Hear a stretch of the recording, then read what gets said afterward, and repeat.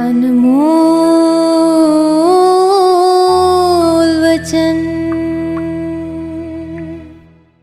साजी और नवाजी गुरु प्यारी साध संगत जी, वाहिगुरु जी का खालसा वाहिगुरु जी की फतेह। आप जी सरवण कर रहे सी गुरु अर्जन साहब महाराज जी ने ਵੱਖ-ਵੱਖ ਸਮੇਂ ਤੇ ਮਾਝੇ ਦੇ ਵੱਖ-ਵੱਖ ਇਲਾਕਿਆਂ ਵਿੱਚ ਜਾ ਕੇ ਸਿੱਖੀ ਦਾ ਪ੍ਰਚਾਰ ਕੀਤਾ, ਜਿਹਦੇ ਨਾਲ ਮਾਝੇ ਦੇ ਵਿੱਚ ਸਿੱਖੀ ਦੀਆਂ ਜੜ੍ਹਾਂ ਜਿਹੜੀਆਂ ਨੇ ਹੋਰ ਵੀ ਮਜ਼ਬੂਤ ਹੋਈਆਂ। ਲਾਹੌਰ ਦੇ ਵਿੱਚ ਕਾਲ ਪੈਣ ਕਰਕੇ ਸਤਿਗੁਰੂ ਸਾਹਿਬ ਜੀ ਨੇ ਕਾਲ ਪੀੜਤਾਂ ਦੀ ਜਾ ਕੇ ਮਦਦ ਕੀਤੀ। ਗੁਰੂ ਅਰਜਨ ਸਾਹਿਬ ਮਹਾਰਾਜ ਜੀ ਜਿਸ ਵਕਤ ਸਿੱਖੀ ਦਾ ਪ੍ਰਚਾਰ ਕਰ ਰਹੇ ਸਨ, ਉਸ ਵਕਤ ਬਾਬਾ ਪ੍ਰਿਥੀ ਚੰਦ ਗੁਰੂ ਘਰ ਦੇ ਵਿਰੁੱਧ ਬਹੁਤ ਸਾਰੀਆਂ ਸਾਜ਼ਿਸ਼ਾਂ ਕਰ ਰਹੇ ਸਨ। ਉਹਨਾਂ ਨੇ ਭਾਵੇਂ ਹੇਅਰ ਪਿੰਡ ਦੇ ਵਿੱਚ ਜਾ ਕੇ ਦਰਬਾਰ ਸਾਹਿਬ ਦੀ ਨਕਲ ਕਰਦਿਆਂ ਹੋਇਆਂ ਆਪਣਾ ਇੱਕ ਮੰਦਰ ਬਣਾ ਲਿਆ, ਸਤਿਗੁਰੂ ਦੀ ਗੁਰਬਾਣੀ ਦੇ ਬਰਾਬਰ ਆਪਣੇ ਪੁੱਤਰ ਮਿਹਰਬਾਨ ਦੇ ਕੋਲੋਂ ਕਵਿਤਾ ਲਿਖਵਾਉਣੀ ਸ਼ੁਰੂ ਕਰ ਦਿੱਤੀ। ਬੀਰਬਲ ਵਰਗੇ ਲੋਕ ਜਿਹੜੇ ਸਨ ਗੁਰੂ ਘਰ ਦੇ ਵਿਰੋਧ ਵਿੱਚ ਸਾਰੇ ਕੰਮ ਕਰ ਰਹੇ ਸਨ। ਭਾਵੇਂ ਬੀਰਬਲ ਦੀ ਮੌਤ ਹੋਣ ਤੋਂ ਬਾਅਦ ਪ੍ਰਿਥੀ ਚੰਦ ਨੂੰ ਬਹੁਤ ਜ਼ਿਆਦਾ ਧੱਕਾ ਲੱਗਾ, ਪਰ ਬਾਬਾ ਪ੍ਰਿਥੀ ਚੰਦ ਬੀਰਬਲ ਦੇ ਕਰਕੇ ਬਹੁਤ ਸਾਰੇ ਜਿਹੜੇ ਉਸ ਵਕਤ ਰਾਜਨੀਤਿਕ ਆਗੂ ਸੀ ਉਹਨਾਂ ਦੇ ਨਾਲ ਗੰਢ ਤੁੱਪ ਕਰ ਬੈਠਾ ਸੀ। ਜਿਹੜੇ ਲਾਹੌਰ ਦੇ ਵਿੱਚ ਰਹਿਣ ਵਾਲੇ ਵੀ ਕੁਝ ਹੋਰ ਜਰਨੈਲ, ਕੁਝ ਹੋਰ ਅਹਿਲਕਾਰ ਸੀ, ਉਹਨਾਂ ਦੇ ਨਾਲ ਬਾਬਾ ਪ੍ਰਿਥੀ ਚੰਦ ਦੀ ਗੰਢ ਤੁੱਪ ਹੋ ਚੁੱਕੀ ਸੀ। ਭਾਵੇਂ ਬੀਰਬਲ ਜਿਹੜਾ ਉਹ ਮਰ ਚੁੱਕਾ ਸੀ, ਪਰ ਬਾਬੇ ਪ੍ਰਿਥੀ ਚੰਦ ਨੇ ਫਿਰ ਵੀ ਲਾਹੌਰ ਦੇ ਇੱਕ ਅਹਿਲਕਾਰ ਸੁਲਹੀ ਖਾਨ ਦੇ ਨਾਲ ਸਮਝੌਤਾ ਕੀਤਾ, ਉਹਦੇ ਨਾਲ ਦੋਸਤੀ ਪਾਈ। ਫਿਰ ਉਹਨੂੰ ਅੰਮ੍ਰਿਤਸਰ ਦੇ ਵਿੱਚ ਸ਼੍ਰੀ ਗੁਰੂ ਅਰਜਨ ਸਾਹਿਬ ਮਹਾਰਾਜ ਜੀ ਦੇ ਉੱਪਰ ਹਮਲਾ ਕਰਨ ਵਾਸਤੇ ਕਿਹਾ। ਸੁਲਹੀ ਖਾਨ ਨੇ ਸ਼੍ਰੀ ਅੰਮ੍ਰਿਤਸਰ ਸਾਹਿਬ ਦੇ ਉੱਪਰ ਗੁਰੂ ਅਰਜਨ ਸਾਹਿਬ ਮਹਾਰਾਜ ਜੀ ਦੇ ਉੱਪਰ ਹਮਲਾ ਕਰਨ ਦੀ ਤਿਆਰੀ ਕੀਤੀ। ਆਪਣੀ ਫੌਜ ਲੈ ਕੇ ਅੰਮ੍ਰਿਤਸਰ ਵਾਲੇ ਪਾਸੇ ਨੂੰ ਆਇਆ। ਗੁਰੂ ਅਰਜਨ ਸਾਹਿਬ ਮਹਾਰਾਜ ਜੀ ਨੂੰ ਸਿੱਖਾਂ ਨੇ ਆਣ ਕੇ ਬੇਨਤੀ ਕੀਤੀ, ਆਖਿਆ ਸਤਿਗੁਰੂ ਬਾਬੇ ਪ੍ਰਿਥੀ ਚੰਦ ਦੇ ਕਹਿਣ ਦੇ ਉੱਪਰ ਸੁਲਹੀ ਖਾਂ ਅੰਮ੍ਰਿਤਸਰ ਸਾਹਿਬ ਦੇ ਉੱਪਰ ਹਮਲਾ ਕਰਨ ਵਾਸਤੇ ਆ ਰਿਹਾ ਹੈ। ਸਿੱਖਾਂ ਨੇ ਇਹ ਵੀ ਆਖਿਆ, ਮਹਾਰਾਜ ਰਾਜਨੀਤਿਕ ਬੰਦਾ ਹੈ, ਸਾਨੂੰ ਉਹਦੇ ਨਾਲ ਟੱਕਰ ਨਹੀਂ ਲਈ ਜਾ ਸਕਦੀ, ਸਾਨੂੰ ਉਹਦੇ ਨਾਲ ਟੱਕਰ ਨਹੀਂ ਲੈਣੀ ਚਾਹੀਦੀ। ਉਸ ਵਕਤ ਗੁਰੂ ਅਰਜਨ ਸਾਹਿਬ ਮਹਾਰਾਜ ਜੀ ਨੂੰ ਕੁਝ ਸਿੱਖਾਂ ਨੇ ਆਖਿਆ ਕਿ ਅਗਲਵੰਡੀ 2 ਸਿੱਖ ਭੇਜ ਕੇ ਉਹਦੇ ਨਾਲ ਮਿਲਾਪ ਕਰ ਲਿਆ ਜਾਏ, ਜਾਂ ਕੁਝ ਸਿੱਖਾਂ ਨੇ ਆਖਿਆ ਮਹਾਰਾਜ ਉਹਦੇ ਨਾਲ ਚਿੱਠੀ ਪੱਤਰ ਪਾ ਕੇ ਗੱਲਬਾਤ ਕਰ ਲਈ ਜਾਏ। ਗੁਰੂ ਅਰਜਨ ਸਾਹਿਬ ਮਹਾਰਾਜ ਕਹਿਣ ਲੱਗੇ, ਕਹਿੰਦੇ ਨਾ ਮੈਨੂੰ ਬੰਦੇ ਭੇਜਣ ਦੀ ਲੋੜ ਹੈ, ਨਾ ਮੈਨੂੰ ਕੋਈ ਚਿੱਠੀ ਪਾਉਣ ਦੀ ਲੋੜ ਹੈ, ਮੈਂ ਸਾਰਾ ਕੁਝ ਛੱਡਿਆ ਹੋਇਆ ਆਪਣੇ ਪਰਮਾਤਮਾ ਦੇ ਉੱਪਰ, ਪਰਮੇਸ਼ਰ ਦੇ ਉੱਪਰ, ਕਰਤਾਰ ਦੇ ਉੱਪਰ। ਉਹੀ ਕੁਝ ਹੋਵੇਗਾ ਜੋ ਮੇਰੇ ਕਰਤਾਰ ਨੂੰ ਭਾਵੇਗਾ। ਜਿਸ ਵਕਤ ਸੁਲਹੀ ਖਾਂ ਹਮਲਾ ਕਰਨ ਵਾਸਤੇ ਆਇਆ, ਉਹ ਆਪਣੇ ਉਸ ਮਿੱਤਰ ਭਾਵ ਪ੍ਰਿਥੀ ਚੰਦ ਦੇ ਕੋਲ ਹੇਹਰ ਪਿੰਡ ਵਿਖੇ ਰੁਕਿਆ।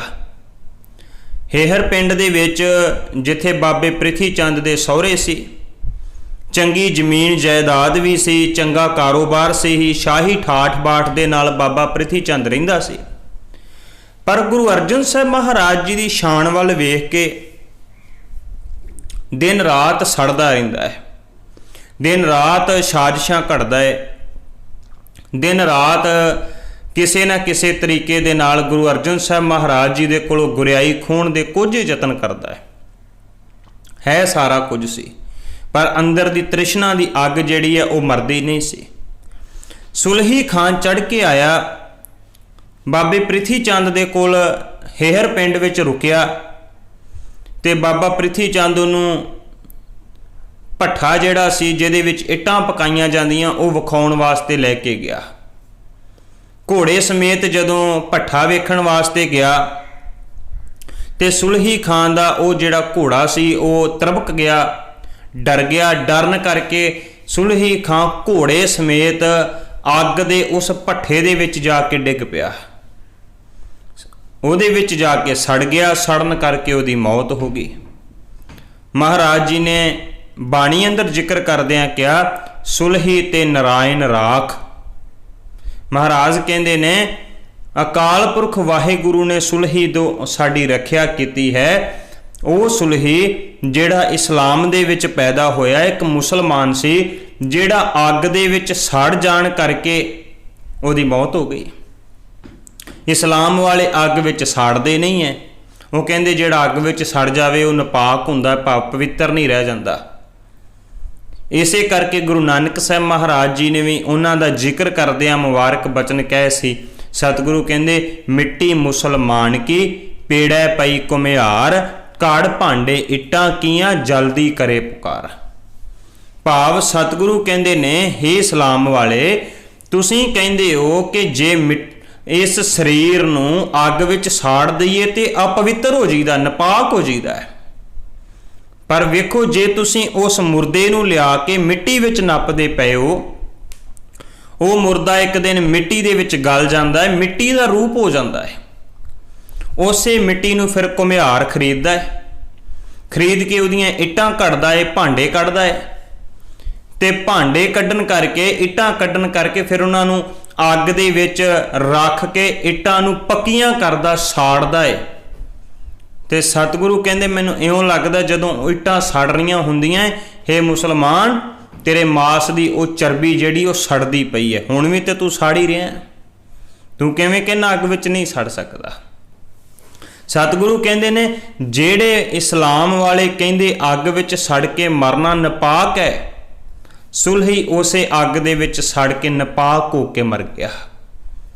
ਬਾਬੇ ਪ੍ਰਿਥੀ ਚੰਦ ਨੂੰ ਵੀ ਇਸ ਗੱਲ ਦਾ ਬੜਾ ਦੁੱਖ ਹੋਇਆ। ਕੀ ਕਰੇ, ਕਿਹੜਾ ਯਤਨ ਕਰੇ, ਪਰ ਜਿਹੜਾ ਕੋਝਾ ਯਤਨ ਕੀਤਾ ਸੀ ਉਹ ਵੀ ਜਾਂਦਾ ਰਿਹਾ।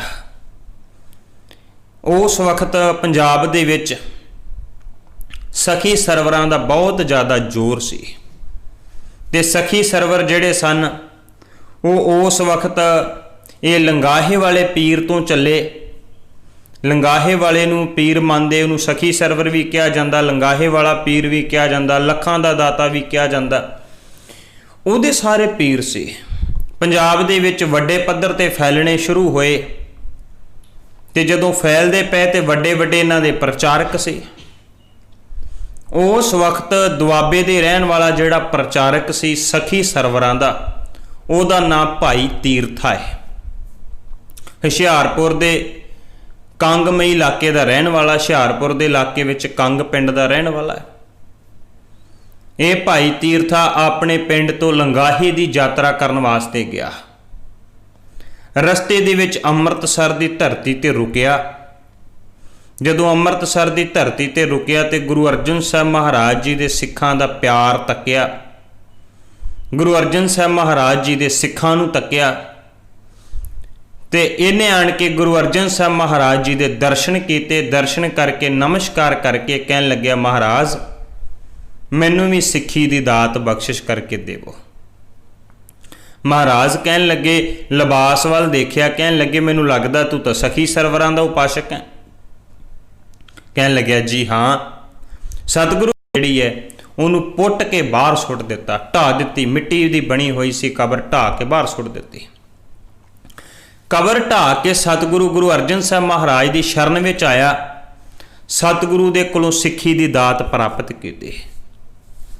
ਉਹ ਭਾਈ ਮੰਝ ਆਪਣੇ ਪਿੰਡ ਚਲਿਆ ਗਿਆ।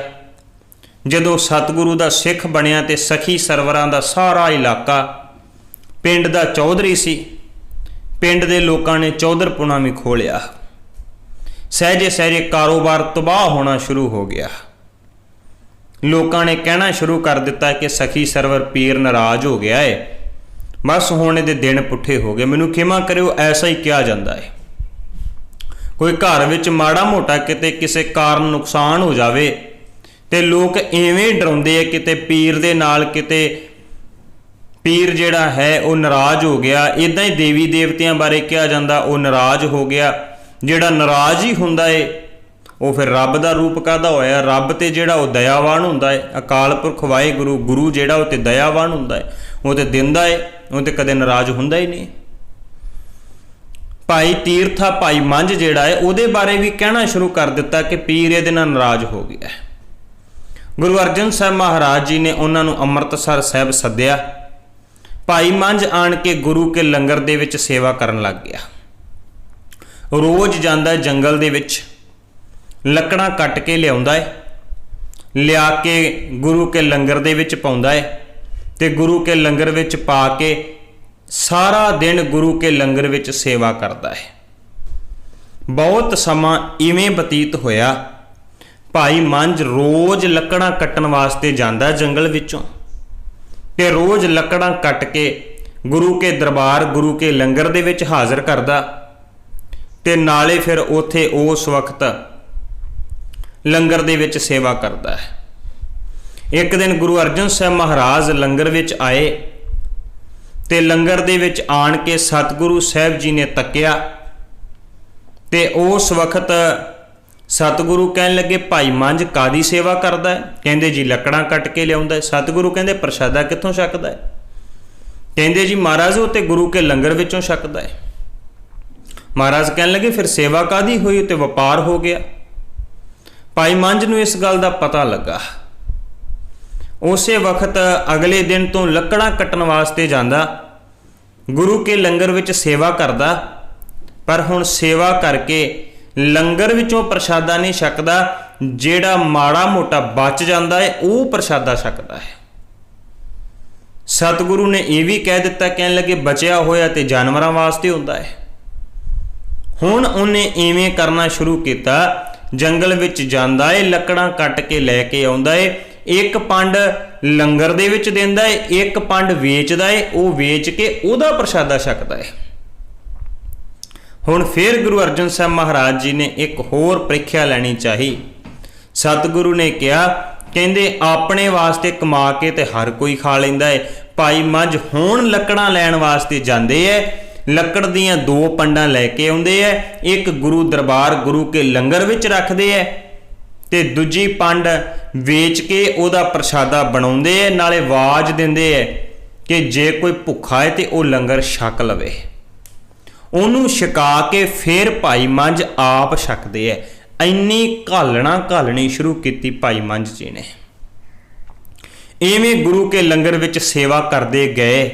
ਸੇਵਾ ਕਰਦਿਆਂ ਇੱਕ ਦਿਨ ਜਦੋਂ ਭਾਈ ਮੰਝ ਜੀ ਇੱਕ ਦਿਨ ਜੰਗਲ ਦੇ ਵਿੱਚ ਲੱਕੜਾਂ ਲੈਣ ਵਾਸਤੇ ਗਏ ਨੇ ਤੇ ਉਸ ਵਕਤ ਬਹੁਤ ਜ਼ਿਆਦਾ ਹਨੇਰ ਵਗਿਆ, ਮੀਂਹ ਆਇਆ ਤੇ ਹਨੇਰ ਦੇ ਚੱਲਣ ਕਰਕੇ ਭਾਈ ਮੰਝ ਜੀ ਨੇ ਸਿਰ ਦੇ ਉੱਪਰ ਲੱਕੜਾਂ ਦੀ ਗੱਠੀ ਬੱਧੀ ਹੋਈ ਹੈ, ਚੁੱਕੀ ਹੋਈ ਹੈ ਤੇ ਮੀਂਹ ਆਉਣ ਕਰਕੇ ਹਨੇਰ ਚੱਲਣ ਕਰਕੇ ਭਾਈ ਮੰਝ ਜੀ ਜਿਹੜੇ ਜਾ ਕੇ ਇੱਕ ਖੂਹ ਦੇ ਵਿੱਚ ਡਿੱਗ ਪਏ। ਸਾਰੀ ਰਾਤ ਉਸ ਖੂਹ ਦੇ ਵਿੱਚ ਡਿੱਗੇ ਰਹੇ ਤੇ ਉੱਥੇ ਅਕਾਲ ਪੁਰਖ ਵਾਹਿਗੁਰੂ ਨੂੰ ਚੇਤੇ ਕਰਦੇ ਰਹੇ, ਬਾਣੀ ਦਾ ਜਾਪ ਕਰਦੇ ਰਹੇ। ਦਿਨ ਚੜਿਆ ਕਿ ਜ਼ਿਮੀਂਦਾਰ ਆਪਣੇ ਖੇਤਾਂ ਵਾਲੇ ਪਾਸੇ ਨੂੰ ਗਿਆ। ਭਾਈ ਮੰਝ ਜੀ ਬਾਣੀ ਦਾ ਪਾਠ ਕਰ ਰਹੇ ਨੇ। ਉਹਨੇ ਦੇਖਿਆ ਕਿ ਲੱਗਦਾ ਹੈ ਆਵਾਜ਼ ਕਿੱਥੋਂ ਆ ਰਹੀ ਹੈ। ਉਹਨੇ ਖੂਹ ਦੇ ਵੱਲ ਝਾਤੀ ਮਾਰ ਕੇ ਪੁੱਛਿਆ, ਕਹਿਣ ਲੱਗਿਆ ਤੂੰ ਕੌਣ? ਕਹਿੰਦਾ ਮੈਂ ਗੁਰੂ ਅਰਜਨ ਸਾਹਿਬ ਮਹਾਰਾਜ ਦਾ ਸਿੱਖ ਹਾਂ। ਉਸ ਜਾ ਕੇ ਜ਼ਿਮੀਂਦਾਰ ਨੇ ਗੁਰੂ ਅਰਜਨ ਸਾਹਿਬ ਮਹਾਰਾਜ ਜੀ ਨੂੰ ਦੱਸਿਆ, ਸਤਿਗੁਰੂ ਤੁਹਾਡਾ ਸਿੱਖ ਖੂਹ ਦੇ ਵਿੱਚ ਡਿੱਗਾ ਪਿਆ ਹੈ। ਸਤਿਗੁਰੂ ਗੁਰੂ ਅਰਜਨ ਸਾਹਿਬ ਮਹਾਰਾਜ ਆਪ ਦੌੜੇ। ਚਰਨਾਂ ਦੇ ਵਿੱਚ ਸਤਿਗੁਰੂ ਨੇ ਜੋੜਾ ਵੀ ਨਹੀਂ ਪਾਇਆ। ਸਿੱਖਾਂ ਨੂੰ ਹੁਕਮ ਕਰ ਦਿੱਤਾ, ਕਹਿਣ ਲੱਗੇ ਰਸਾ ਲੈ ਕੇ ਆਓ। ਅੱਗੇ ਅੱਗੇ ਜਗਤ ਗੁਰੂ ਸਤਿਗੁਰੂ ਗੁਰੂ ਅਰਜਨ ਸਾਹਿਬ ਮਹਾਰਾਜ ਦੌੜੇ ਜਾ ਰਹੇ ਨੇ। ਮਗਰ ਸਿੱਖ ਜਿਹੜੇ ਆ ਉਹ ਰਸਾ ਲੈ ਕੇ ਦੌੜੇ ਆ ਰਹੇ ਨੇ। ਸਤਿਗੁਰੂ ਗੁਰੂ ਅਰਜਨ ਸਾਹਿਬ ਮਹਾਰਾਜ ਜੀ ਨੇ ਖੂਹ ਦੇ ਉਸ ਕੰਢੇ ਤੇ ਜਾ ਕੇ ਰਸਾ ਸੁੱਟ ਕੇ ਆਖਿਆ, ਮੰਝ ਉੱਪਰ ਵੱਲ ਨੂੰ ਆ ਜਾ। ਜਦੋਂ ਮੰਝ ਨੂੰ ਆਖਿਆ ਤੂੰ ਉੱਪਰ ਆ, ਭਾਈ ਮੰਝ ਕਹਿਣ ਲੱਗੇ ਮਹਾਰਾਜ ਨਹੀਂ, ਪਹਿਲਾਂ ਇਸ ਗੁਰੂ ਕੇ ਲੰਗਰ ਵਾਸਤੇ ਕੱਟੀਆਂ ਹੋਈਆਂ ਲੱਕੜਾਂ ਜਿਹੜੀਆਂ ਉਹਨਾਂ ਨੂੰ ਕੱਢਿਆ ਜਾਵੇ। ਪਹਿਲਾਂ ਉਹ ਲੱਕੜਾਂ ਨੂੰ ਕੱਢਿਆ ਗਿਆ। ਫਿਰ ਭਾਈ ਮੰਝ ਜੀ ਉਸ ਰੱਸੇ ਨੂੰ ਪਕੜ ਕੇ ਉੱਪਰ ਆਏ। ਪਾਣੀ ਦੇ ਨਾਲ ਭਿੱਜੇ ਹੋਏ ਭਾਈ ਮੰਝ ਜੀ ਨੂੰ ਭਿੱਜੇ ਹੋਏ ਕੱਪੜਿਆਂ ਦੇ ਸਮੇਤ ਸਤਿਗੁਰੂ ਨੇ ਆਪਣੀ ਛਾਤੀ ਦੇ ਨਾਲ ਲਾਇਆ ਤੇ ਲਾ ਕੇ ਇੱਕ ਬਚਨ ਆਖਿਆ। ਕਹਿਣ ਲੱਗੇ, ਮੰਝ ਪਿਆਰਾ ਗੁਰੂ ਕੋ ਗੁਰ ਮੰਝ ਪਿਆਰਾ, ਮੰਝ ਗੁਰੂ ਕਾ ਬੋਇਥਾ ਜਗ ਲੰਘਣ ਹਾਰਾ। ਸਤਿਗੁਰੂ ਕਹਿੰਦੇ ਤੂੰ ਪਿਆਰਾ ਹੈ ਸਾਡਾ। ਸਤਿਗੁਰੂ ਸਾਹਿਬ ਜੀ ਦੇ ਘਰ ਵਿੱਚ ਘਾਲਣਾ ਸਫਲ ਹੋਈ ਤੇ ਘਾਲਣਾ ਸਫਲ ਹੋਣ ਤੋਂ ਬਾਅਦ ਸਤਿਗੁਰੂ ਨੇ ਉਸ ਭਾਈ ਮੰਝ ਨੂੰ ਪ੍ਰਚਾਰਕ ਥਾਪਿਆ, ਜਾ ਕੇ ਹੁਣ ਸਿੱਖੀ ਦਾ ਪ੍ਰਚਾਰ ਕਰ। ਭਾਈ ਮੰਝ ਜੀ ਦੂਰ ਦੂਰ ਤੱਕ ਜਾ ਕੇ ਆਪਣੇ ਇਲਾਕੇ ਦੇ ਵਿੱਚ ਸਿੱਖੀ ਦਾ ਪ੍ਰਚਾਰ ਕਰਦੇ ਰਹੇ। ਇਵੇਂ ਜਦੋਂ ਭਾਈ ਮੰਝ ਜੀ ਜਿਹੜੇ ਦੁਆਬੇ ਇਲਾਕੇ ਦੇ ਸਖੀ ਸਰਵਰਾਂ ਦੇ ਪ੍ਰਚਾਰਕ ਸੀ ਉਹ ਸਿੱਖ ਬਣ ਗਏ। ਇੱਦਾਂ ਹੀ ਮਾਲਵੇ ਇਲਾਕੇ ਦੇ ਵਿੱਚ ਜਿਹੜਾ ਸਖੀ ਸਰਵਰਾਂ ਦਾ ਪ੍ਰਚਾਰਕ ਸੀ ਉਹਦਾ ਨਾਂ ਸੀ ਬਹਿਲੋ। ਉਹਨੇ ਵੀ ਗੁਰੂ ਅਰਜਨ ਸਾਹਿਬ ਮਹਾਰਾਜ ਦੀ ਬਹੁਤ ਸਿਫਤ ਸੁਣੀ, ਵਡਿਆਈ ਸੁਣੀ। ਉਹ ਵੀ ਸਤਿਗੁਰੂ ਦੀ ਸ਼ਰਨ ਵਿੱਚ ਆਇਆ ਤੇ ਆਣ ਕੇ ਸਤਿਗੁਰੂ ਸਾਹਿਬ ਦੇ ਕੋਲੋਂ ਸਿੱਖੀ ਦੀ ਦਾਤ ਪ੍ਰਾਪਤ ਕੀਤੀ। ਉਹਨਾਂ ਦਿਨਾਂ ਦੇ ਦੌਰਾਨ ਸ਼੍ਰੀ ਦਰਬਾਰ ਸਾਹਿਬ, ਸ਼੍ਰੀ ਸੰਤੋਖਸਰ ਸਾਹਿਬ ਆਦਿਕ ਇਲਾਕਿਆਂ ਦੀ ਸਰੋਵਰਾਂ ਦੀ ਸੇਵਾ ਚੱਲਦੀ ਪਈ ਸੀ। ਲੱਕੜਾਂ ਉਸ ਵਕਤ ਇੱਟਾਂ ਜਿਹੜੀਆਂ ਪਕਾਈਆਂ ਜਾ ਰਹੀਆਂ ਸਨ। ਕਿਸੇ ਨੇ ਆਣ ਕੇ ਦੱਸਿਆ, ਮਹਾਰਾਜ ਜੇ ਆਵਿਆਂ ਦੇ ਵਿੱਚ ਜਿੱਥੇ ਇੱਟਾਂ ਪਕਾਈਆਂ ਜਾਂਦੀਆਂ ਜੇ ਮੈਲਾ ਲਿਆ ਕੇ ਗੰਦਗੀ ਲਿਆ ਕੇ ਪਾਈ ਜਾਵੇ ਇੱਟਾਂ ਬੜੀਆਂ ਮਜ਼ਬੂਤ ਹੋਣਗੀਆਂ। ਇਹ ਕੰਮ ਹੁਣ ਕੋਈ ਆਮ ਸਿੱਖ ਜਾਂ ਜਿਹੜੇ ਜਾਤ ਬਮਾਣ ਵਾਲੇ ਉਹ ਤੇ ਕਰ ਨਹੀਂ ਸਕਦੇ। ਕਈਆਂ ਨੇ ਕੰਨੀ ਕਤਰਾਉਣੀ ਸ਼ੁਰੂ ਕੀਤੀ, ਪਰ ਭਾਈ ਬਹਿਲੋ ਨੇ ਇਹ ਕਾਰਜ ਕਰਨਾ ਸ਼ੁਰੂ ਕਰਤਾ। ਉਹਨੇ ਗੰਦਗੀ ਇਕੱਠੀ ਕੀਤੀ, ਉਹਨੇ ਮੈਲਾ ਇਕੱਠਾ ਕੀਤਾ, ਲਿਆ ਕੇ ਆਵਿਆਂ ਦੇ ਵਿੱਚ ਪਾਉਣਾ ਸ਼ੁਰੂ ਕਰ ਦਿੱਤਾ। ਜਦੋਂ ਇੱਟਾਂ ਬਹੁਤ ਪੱਕੀਆਂ ਨਿਕਲੀਆਂ, ਗੁਰੂ ਅਰਜਨ ਸਾਹਿਬ ਮਹਾਰਾਜ ਜੀ ਨੇ ਪੁੱਛਿਆ, ਕਹਿਣ ਲੱਗੇ ਇਹ ਕੀ ਕਾਰਨ ਇੰਨੀਆਂ ਪੱਕੀਆਂ? ਕਹਿਣ ਲੱਗੇ ਜੀ ਭਾਈ ਬਹਿਲੋ ਲਿਆ ਕੇ ਉਹਦੇ ਵਿੱਚ ਗੰਦਗੀ ਮੈਲਾ ਪਾਉਂਦਾ ਰਿਹਾ। ਦਰਬਾਰ ਸਜਿਆ। ਸਜੇ ਹੋਏ ਦਰਬਾਰ ਦੇ ਵਿੱਚ ਗੁਰੂ ਅਰਜਨ ਸਾਹਿਬ ਮਹਾਰਾਜ ਸ਼ੋਭਾਇਮਾਨ ਨੇ। ਉਸ ਵਕਤ ਭਾਈ ਬਹਿਲੋ ਜੀ ਸਭ ਤੋਂ ਪਿੱਛੇ ਬੈਠੇ ਹੋਏ ਨੇ। ਗੁਰੂ ਅਰਜਨ ਸਾਹਿਬ ਮਹਾਰਾਜ ਜੀ ਨੇ ਆਵਾਜ਼ ਦੇ ਕੇ ਆਖਿਆ, ਬਹਿਲੋ ਸਭ ਤੋਂ ਪਹਿਲੋ ਆ ਤੂੰ ਮੇਰੇ ਪਿਆਰੇ ਸਿੱਖ, ਤੇਰਾ ਕੰਮ ਪਿੱਛੇ ਬੈਠਣਾ ਨਹੀਂ ਹੈ, ਤੇਰਾ ਕੰਮ ਸਭ ਤੋਂ ਪਹਿਲੀ ਕਤਾਰ ਦੇ ਵਿੱਚ ਹੈ। ਭਾਵ ਤੂੰ ਸਾਡੀ ਪਹਿਲੀ ਕਤਾਰ ਦੇ ਵਿੱਚ ਹੈ। ਸਤਿਗੁਰੂ ਸਾਹਿਬ ਜੀ ਨੇ ਆਪਣੀ ਛਾਤੀ ਨਾਲ ਲਾਇਆ, ਭਾਈ ਬਹਿਲੋ ਨੂੰ ਪਿਆਰ ਦਿੱਤਾ ਤੇ ਉਹ ਮਹਾਨ ਗੁਰੂ ਕਾ ਸਿੱਖ ਜਿਹੜਾ ਸਖੀ ਸਰਵਰਾਂ ਨੂੰ ਛੱਡ ਕੇ ਗੁਰੂ ਘਰ ਵਿੱਚ ਆਇਆ, ਗੁਰੂ ਕੀ ਘਾਲਣਾ ਘਾਲੀ, ਗੁਰੂ ਘਰ ਵਿੱਚ ਪ੍ਰਵਾਨ ਚੜਿਆ। ਸਤਿਗੁਰੂ ਨੇ ਉਹਨੂੰ ਵੀ ਸਿੱਖੀ ਦਾ ਪ੍ਰਚਾਰਕ ਥਾਪਿਆ। ਉਹਨੂੰ ਵੀ ਭੇਜਿਆ ਆਪਣੇ ਇਲਾਕੇ ਦੇ ਵਿੱਚ ਜਾ ਕੇ ਸਿੱਖੀ ਦਾ ਪ੍ਰਚਾਰ ਕਰ।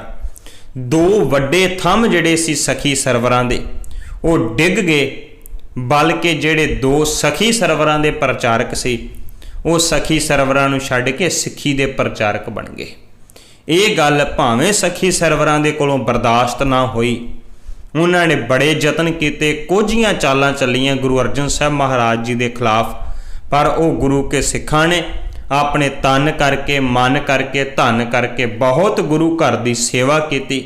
ਸੇਵਾ ਕਰਕੇ ਗੁਰੂ ਘਰ ਦੇ ਵਿੱਚ ਪ੍ਰਵਾਨ ਚੜੇ। ਸਤਿਗੁਰੂ ਗੁਰੂ ਅਰਜਨ ਸਾਹਿਬ ਮਹਾਰਾਜ ਜੀ ਨੇ ਘਾਲਣ ਵਾਲੇ ਸਿੱਖਾਂ ਦੇ ਨਾਲ ਬਹੁਤ ਪ੍ਰੇਮ ਕੀਤਾ, ਪਿਆਰ ਕੀਤਾ ਤੇ ਪਿਆਰ ਕਰਕੇ ਉਹਨਾਂ ਨੂੰ ਗੁਰੂ ਘਰ ਦੇ ਪ੍ਰਚਾਰਕ ਥਾਪਿਆ। ਸਤਿਗੁਰੂ ਗੁਰੂ ਅਰਜਨ ਸਾਹਿਬ ਮਹਾਰਾਜ ਜੀ ਨੇ ਜਿੱਥੇ ਆਪ ਸਿੱਖੀ ਦਾ ਬਹੁਤ ਪ੍ਰਚਾਰ ਕੀਤਾ, ਉੱਥੇ ਆਪਣੇ ਨਾਲ ਹੋਰ ਪ੍ਰਚਾਰਕ ਵੀ ਲਾਏ ਤੇ ਮਹਾਨ ਸਿੱਖੀ ਦੇ ਕਾਰਜ ਗੁਰੂ ਅਰਜਨ ਸਾਹਿਬ ਮਹਾਰਾਜ ਜੀ ਨੇ ਕੀਤੇ। ਹੋਰ ਵੀ ਕਾਰਜਾਂ ਦਾ ਜ਼ਿਕਰ ਆਉਣ ਵਾਲੇ ਪ੍ਰੋਗਰਾਮਾਂ ਵਿੱਚ ਸਰਵਣ ਕਰਾਂਗੇ। ਇੰਨੀਆਂ ਬੇਨਤੀਆਂ ਪ੍ਰਵਾਨ, ਭੁੱਲ ਚੁੱਕ ਦੀ ਖਿਮਾ, ਅੱਗੇ ਵਾਸਤੇ ਸਮੱਤ ਬਖਸ਼ਣੀ। ਵਾਹਿਗੁਰੂ ਜੀ ਕਾ ਖਾਲਸਾ, ਵਾਹਿਗੁਰੂ ਜੀ ਕੀ ਫਤਿਹ। ਅਨਮੋਲ